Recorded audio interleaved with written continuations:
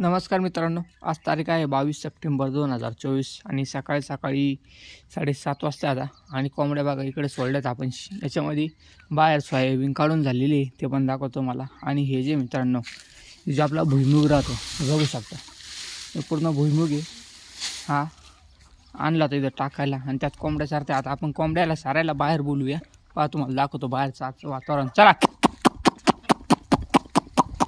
चला मित्रांनो, कोंबड्या आवाज दिल्यावर कशा कोंबड्या आहेत आपल्या।